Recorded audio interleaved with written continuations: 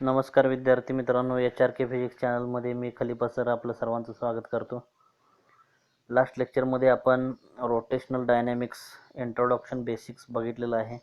त्यामध्ये मोशन म्हणजे काय, मोशनचे प्रकार आणि डायनॅमिक्स, कायनेमॅटिक्स आणि कायनेटिक्स म्हणजे काय हे आपण पाहिलेलं आहे. रिअल फोर्स, स्यूडो फोर्स हे सुद्धा आपण पाहिलेलं आहे. आज आपण डिस्कस करणार आहोत या चॅप्टरचा first point, characteristics of circular motion. Characteristics of circular motion, जसं की आपण पाहिलं सर्क्युलर मोशन म्हणजे काय, motion of particle along the circumference of a circle. The motion of particles of the blades of fan, the motion of particles of a wheel of vehicle. असे अनेक उदाहरणं तुम्हाला देता येतील. सर्क्युलर मोशनचे दोन महत्त्वाचे कॅरेक्टरिस्टिक्स आहेत. त्यापैकी पहिला आहे it is accelerated motion. Circular motion कशी आहे, ॲक्सलरेटेड आहे. जर ॲक्सलरेटेड मोशन म्हणजे काय, जर व्हेलॉसिटी चेंज होत असेल तर त्याला ॲक्सलरेटेड मोशन असं म्हणायचं. सर्क्युलर मोशनमध्ये व्हेलॉसिटी जरी कॉन्स्टंट असली तर लिनियर स्पीड हे टँजेन्शियली असतं. जसं आपण डायग्राममध्ये दाखवले बघा. समजा एक पार्टिकल पी आहे आणि तो रोटेट होत आहे अँटी क्लॉकवाईज सेन्समध्ये. प्रत्येक पॉईंटला पार्टिकलची व्हेलॉसिटी त्या सर्कम्फरन्सला टँजेन्शियल आहे. लिनियर स्पीड टँजेन्शियल आहे. मग direction, either direction or magnitude, व्हेलॉसिटीचं आयदर डायरेक्शन ऑर मॅग्निट्यूड जर चेंज होत असेल तर ती मोशन कशी होणार, मग ॲक्सलरेटेड मोशन होणार. म्हणून सर्क्युलर मोशन कशी आहे, ॲक्सलरेटेड मोशन आहे. त्यानंतर नेक्स्ट कॅरेक्टरिस्टिक आहे it is a periodic motion. Circular motion कशी आहे, पिरियडिक मोशन आहे. म्हणजे एका ठराविक वेळेमध्ये ती मोशन परत रिपीट होते, म्हणजे पिरियडिक आहे. For example, the minute hand of hour clock, आपल्या घड्याळाचा मिनिट हँड म्हणजे मिनिट काटा बघा, 60 मिनिटानंतर परत रिपीट मोशन करतो. म्हणून ही मोशन कशी आहे, पिरियडिक आहे. त्यानंतर आहे कायनेटिक्स ऑफ सर्क्युलर मोशन. आता सर्क्युलर मोशनमध्ये कोणकोणत्या टर्म्स आहेत, सर्क्युलर मोशनमध्ये कोणत्या क्वांटिटीज येतात, लिनियर मोशन आणि सर्क्युलर मोशन यांचं कंपॅरिझन या ठिकाणी मी तुम्हाला म्हणजे जास्त समजावं म्हणून या ठिकाणी लिनियर मोशनचं कंपॅरिझन सर्क्युलर मोशन बरोबर केलेलं आहे. तर आपण लिनियर मोशन म्हणजे एखादा ऑब्जेक्ट एका ठिकाणाहून दुसऱ्या ठिकाणी सरळ रेषेत गेला तर त्याचं काय झालं, आपण म्हणतो डिस्प्लेसमेंट झालं. डिस्प्लेसमेंटसाठी नोटेशन आहे एस. याचा युनिट काय आहे, metre. So angular displacement circular मोशनमध्ये काय होते, रेडियस वेक्टर हा काय करतो, काहीतरी अँगल डिस्क्राईब करतो ॲट द सेंटर, म्हणून ते अँग्युलर डिस्प्लेसमेंट आहे. लिनियर मोशनमध्ये डिस्प्लेसमेंट असते, सर्क्युलर मोशनमध्ये angular displacement. Angular displacement notation theta. याचा unit of angular displacement is radian. Radian म्हणजे एक रॅडियन बरोबर किती डिग्री, रॅडियन युनिट का वापरलं हे आपण नेक्स्ट व्हिडिओमध्ये बघणार आहे डिटेलमध्ये, किंवा या व्हिडिओच्या शेवटी. नेक्स्ट पॉईंट आहे बघा, व्हेलॉसिटी. आता डिस्प्लेसमेंट असेल त्या ठिकाणी व्हेलॉसिटी असणार आहे. लिनियर मोशनमध्ये velocity vector V is equal to ds upon dt, rate of change of displacement with respect to time. Circular मोशनमध्ये अँग्युलर व्हेलॉसिटी असते पार्टिकलला, rate of change of angular displacement with respect to time D theta by dt. याचा unit of velocity in linear motion, SI unit is meter per second. SI unit of angular velocity rad per second. Third quantity angular acceleration, linear acceleration in linear motion. Factor A is equal to dv upon dt, rate of change of velocity with respect to time, SI unit meter per second square. Angular velocity, angular acceleration, the notation alpha, alpha vector alpha is equal to d omega by dt, rad per second square. SI unit rad per second square. हे 11th च्या चॅप्टरमध्ये 11th स्टँडर्डमध्ये आपण 4th चॅप्टरमध्ये हे सर्व details आपण पाहिलेले आहेत. तरी सुद्धा मी रिपीट करतोय, कारण बेसिक्स तुमचे क्लिअर असतील तर तुम्हाला पुढं समजणार आहे. आता लास्ट प्रिव्हियस स्टँडर्डमध्ये आपण हे देखील पाहिलेलं आहे, relation between linear speed and angular speed. Angular velocity and linear वेलॉसिटीमध्ये काय रिलेशन आहे, तर linear velocity is equal to radius into angular velocity omega, V is equal to R omega. या ठिकाणी डायग्रॅममध्ये तुम्हाला काय दिसते बघा, एक पार्टिकल पी आहे, हा रोटेट होतोय अँटी क्लॉकवाईज डायरेक्शनमध्ये, आणि सर्कलचा सेंटर ओ आहे. रेडियस फॅक्टर आर आहे. रेडियस फॅक्टरची डायरेक्शन सर्कलपासून पॉईंट पी कडे आहे. पॉईंट पी म्हणजे पार्टिकलला वेलॉसिटी काय आहे, लिनियर स्पीड आहे फॅक्टर फी, आणि अँग्युलर स्पीड आहे omega. Angular displacement and angular velocity is a vector quantity. Omega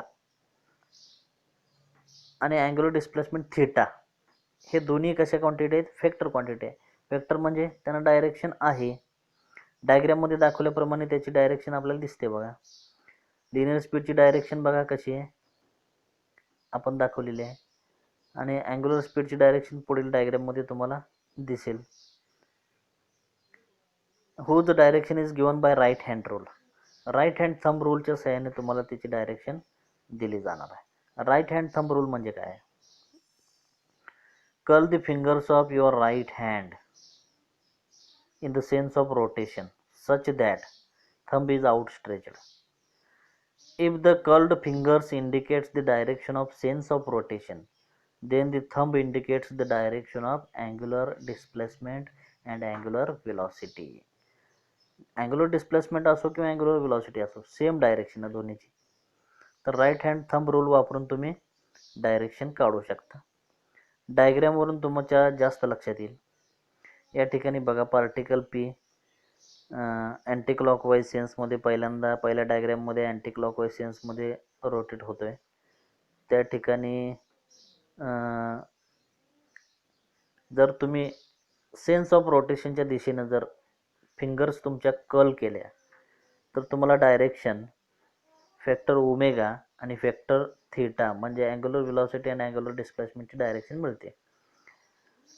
याच्या उलट दुसऱ्या डायग्राममध्ये क्लॉकवाईज डायरेक्शनमध्ये पार्टिकल सर्क्युलर मोशन करत आहे क्लॉकवाईजमध्ये, त्यावेळेस अँग्युलर वेलॉसिटी आणि अँग्युलर डिस्प्लेसमेंट हे इनसाइड द पेपर. आता आपल्याला दिसताना कसं दिसते डायरेक्शन, अँग्युलर वेलॉसिटी आणि अँग्युलर डिस्प्लेसमेंटची डायरेक्शन इनसाइड द पेपर दिसते, आणि पहिल्या डायग्राममध्ये outside the paper perpendicular to the plane of paper, आणि दुसऱ्या डायग्राममध्ये perpendicular to the plane of paper but inside आतल्या दिशेला.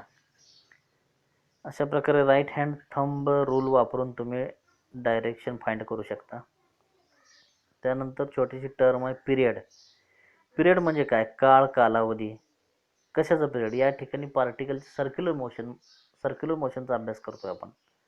सर्क्युलर मोशनमध्ये पार्टिकल एका ठिकाणाहून जर स्टार्ट केली मोशन तर तो परत त्याच ठिकाणी येणार आहे, रिपीट होणार आहे मोशन. म्हणजे एक रोटेशन पूर्ण करण्यासाठी, एक रिव्हॉल्युशन म्हणू आपण त्याला, एक रिव्हॉल्युशन पूर्ण करण्यासाठी पार्टिकलला किती वेळ लागतो, तो म्हणजे त्या पार्टिकलचा पिरियड असतो. The time taken by a particle performing circular motion to complete one revolution is called as period. That is period T is equal to 2π upon omega. Standard formula आहे 2π upon omega. Omega angular velocity.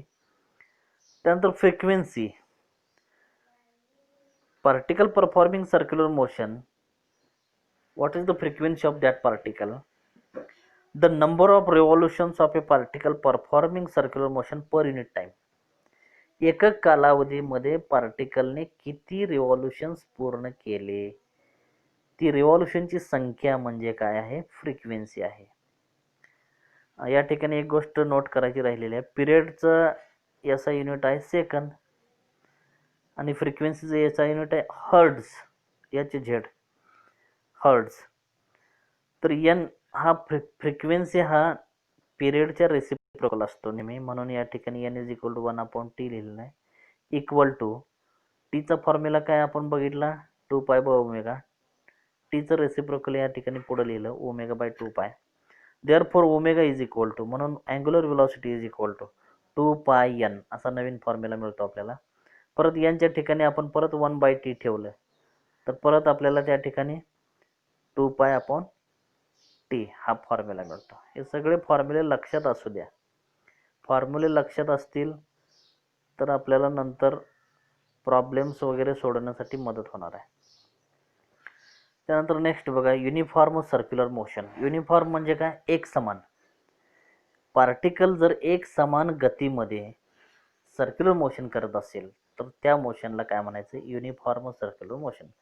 म्हणून काय म्हटलं? The motion of A particle along the circumference of a circle with constant linear speed or with constant angular speed. Constant linear speed असणार किंवा constant angular speed असणार पार्टिकलला. दोन्हीपैकी कोणताही या ठिकाणी शब्दाचा प्रयोग केला तरी चालतो. म्हणजे पार्टिकल जो सर्क्युलर मोशन करतो त्याची स्पीड कॉन्स्टंट आहे.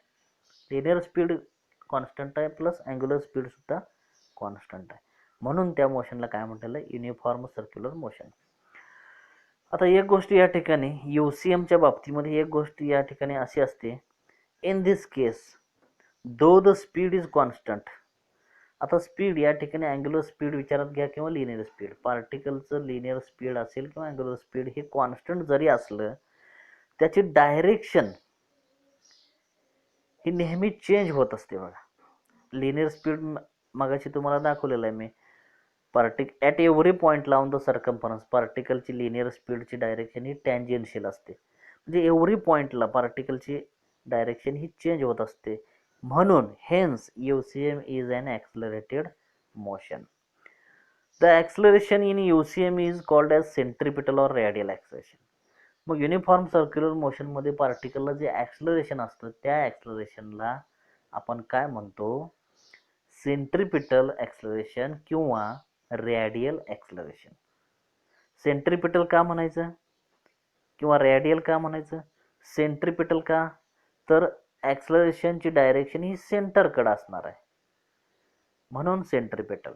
आणि रेडियल का? अलॉंग द रेडियस ॲक्सलरेशन असणार आहे म्हणून रेडियल ॲक्सलरेशन. फॉर्म्युला दिलेला आहे, that is vector A is equal to minus omega square vector R radius vector आहे, ओमेगा अँग्युलर व्हेलॉसिटी आहे, फॅक्टर A लिनियर ॲक्सलरेशन आहे.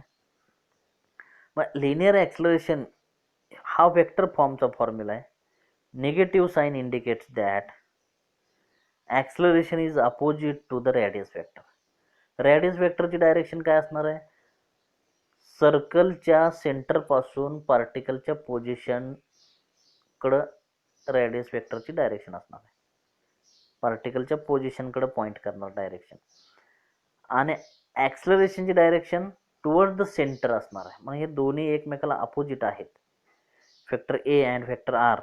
म्हणून त्या ठिकाणी निगेटिव्ह साईन आहे. वेक्टर फॉर्ममध्ये डायरेक्शनसाठी निगेटिव्ह साईन वापरलेला आहे. इट्स मॅग्निट्यूड, पण मॅग्निट्यूडमध्ये निगेटिव्ह साईन येत नाही. मग it magnitude A is equal to omega square R which is equal to V square upon R. आता V स्क्वेअर अपॉन R कसं आलेलं आहे बघा. ओमेगाचा फॉर्म्युला आपल्याला माहीत आहे. लिनियर स्पीड आणि अँग्युलर स्पीडचं relation V is equal to R omega. फीच्या ठिकाणी ओमेगाच्या ठिकाणी आपण जर R स्क्वेअर V स्क्वेअर ठेवलं तर V स्क्वेअर राहतं, एक R कट होतोय या ठिकाणी, खाली R असं राहतंय, is equal to V omega. परत फॉर्म्युल्यामध्ये चेंज होते या ठिकाणी बघा. R ची व्हॅल्यू जर आपण सबस्टिट्यूट केली,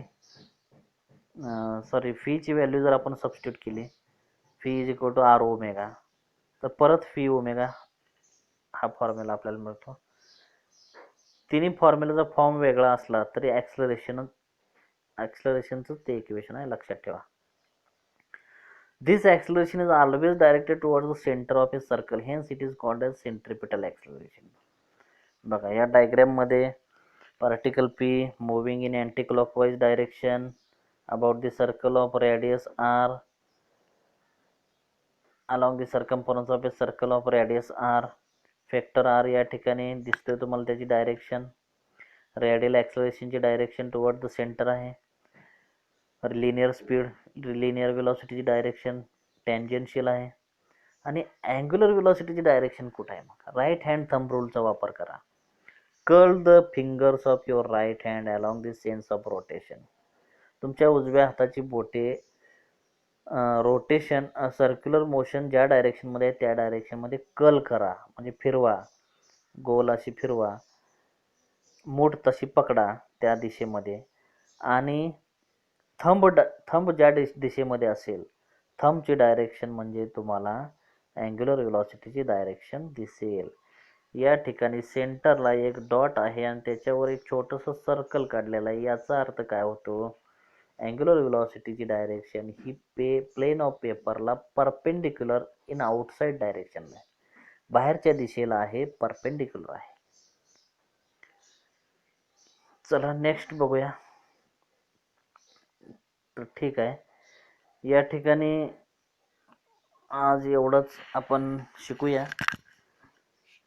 आणि पुढील लेक्चरला आपण इतर डिटेल्स, चॅप्टरच्या पुढच्या डिटेल्स आपण पाहणार आहोत. धन्यवाद. आभारी आहे.